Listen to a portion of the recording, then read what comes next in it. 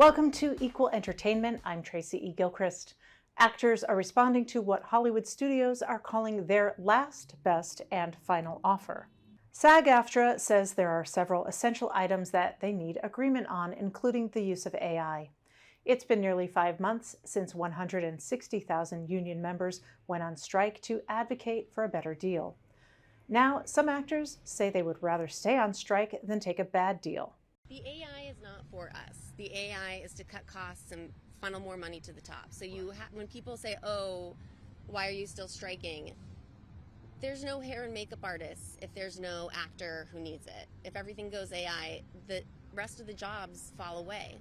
So everyone who maybe is not as in the know of what's happening with this strike has to think it's not just me, the actor, it's below the line workers, it's everybody. The AI is not for us. We've been out here over 100 days. I don't think anybody's going home so quickly. We're all out here and we're going to stay out here until everybody's pretty much happy. 5,000 SAG-AFTRA members signed an online petition urging a hard line in negotiations toward a final agreement. If Barbra Streisand is calling you out, you better listen. Streisand didn't like the way Apple's Siri voice assistant pronounced her name, so she took her complaint straight to the top. She asked Apple CEO Tim Cook to have a look. In an interview with the BBC about her autobiography, My Name is Barbara, the two-time Oscar winner says Siri was adding a Z in the middle of her name. After the call, Cook had Siri change the pronunciation. The book is now on sale.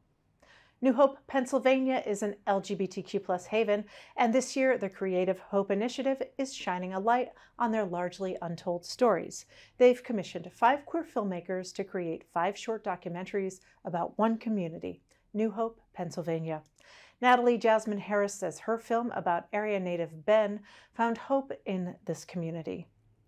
I think a big reason for why Ben is so confident and outspoken and just like a really joyful person is because of how amazing their mom is, because of the amazing adults they found in the community like Marlene, who runs the Rainbow Room, and other folks who just really poured into them. And so I'm hoping that people, when they watch this film, especially adults, they can see just how impactful it is for you to support the queer youth in your life. You can watch all 5 films live in an exclusive primetime presentation on November 6th and 7th at 6 p.m. Eastern. Download the Advocate Channel app on your smartphone or smart TV for exclusive content, analysis, and interviews with the creators themselves. Tommy Dorfman is a queer trans woman in Hollywood who is now off to spread queer joy through the digital world. The actor has a new queer lifestyle platform called Curran. Would you talk about what it means to you to be able to create this space for people to feel safe and to interact with one another? It's kind of all I want to do in this life, is continue to uplift and platform queer and trans people as much as possible and redistribute opportunities and wealth to queer and trans people. And I think in turn, I know firsthand how much storytelling especially can change perspectives. So there aren't enough spaces that are doing this kind of work and really highlighting queer and trans artists, especially so that they can make a living on their art in different ways and reach different audiences. So it's imperative to me that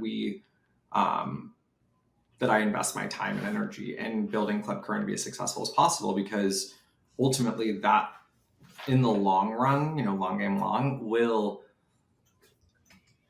change policies, will change some of these larger conversations. There's a lot of reactivity right now. There's a lot of regression right now in the queer liberation movement and the trans liberation movement, but I have to believe that that is temporary and but a reaction to how beautifully the queer community has grown, especially digitally. And so now isn't the time to sort of shy away from expressing ourselves. It's actually the time to lean into authenticity more and really, really engage with the outside world and own ourselves without having to explain ourselves, preach, anything else. I think inherently, being trans is political, being queer is political. I could be a teacher in Georgia where I'm from, and that is an act of great protest in so many ways, just based on the circumstances I'm in. However, I don't think queer and trans people, just by the nature of being queer or trans, should have to be advocates or activists or political if they don't want to be. Yep. And I think that's a really important distinction to make, because what we need is like our more allies showing up for us and supporting us while we continue to do our work, so that we can thrive and feel as safe and held and supported as possible. And so when I say that Club Current isn't a space that is invested in talking about politics as much as just like our art speaking for itself, I mean that there are way more qualified media companies, Yeah. journalists, institutions, news sources to do this work, who have the infrastructure to do that. Because when you start talking about policies and policy change and politics in general, it requires a certain amount of bandwidth and infrastructure. And the goal of Club Current is to not infringe upon places like The Advocate, for example, who are doing incredible work as journalists. It's to offer different perspectives and viewpoints to the queer experience. And I think when there are people who are doing a great job at something, there's no reason to infiltrate that necessarily. I think like the goal with Current is to your point, like inherently, Right. we're a space, inherently this is going to be deemed political, whether or not we choose to take that title on. I think individuality and autonomy is really important for us at Current, and supporting an artist's voice and vision in whatever form it might take, whether it's being a guest on a podcast or eventually having a podcast of their own, or making a short film, or however we choose to expand in our storytelling narratives beyond our digital zine, and how we engage with community and develop new ways for our followers to engage with each other at Current remains to be seen.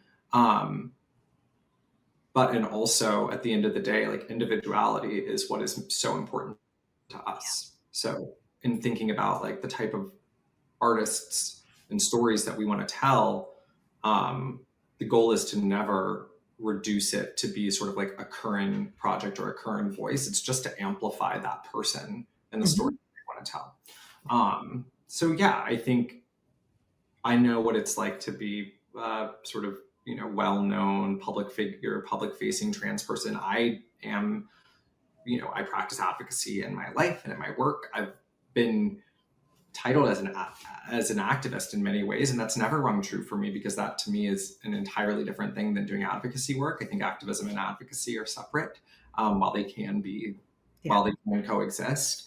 And I think it's important to acknowledge that, our mere existence is going to be deemed political in some capacity, right? As queer people, as Current, but at the end of the day, we're still human beings. Queer and trans people are complex human beings with varied lives that go far beyond our identities or who we fuck or who we love. Yeah. And to be reduced to that, I don't think is additive necessarily. And so to embrace these things while also stepping out into the world, knowing that our mere existence can change someone's perspective, is enough for me. One lucky Swiftie now has a very prestigious title with the country's largest newspaper chain, Taylor Swift Reporter. Brian West is now the first Taylor Swift reporter for Gannett. West was pulled from a pool of hundreds of applicants. He's a two-time Emmy-winning TV producer. And in his video application, West listed 13 reasons why he's the guy for the job. He's also one of the 100 accounts followed by the official Eras tour. West says he met Swift in 2018. He says when their ears touched, he thought for a second that he, quote, could be straight. West says he plans to take a deep dive into Swift news, including the impact she has on society, business, and music. Gannett is the parent company of USA Today. Gannett is also looking for a Beyoncé reporter. You can watch the Advocate channel live by downloading our app in the Apple or Google Play Store. You can also subscribe to our YouTube channel. For the Advocate channel, I'm Tracy E. Gilchrist, and thank you for watching.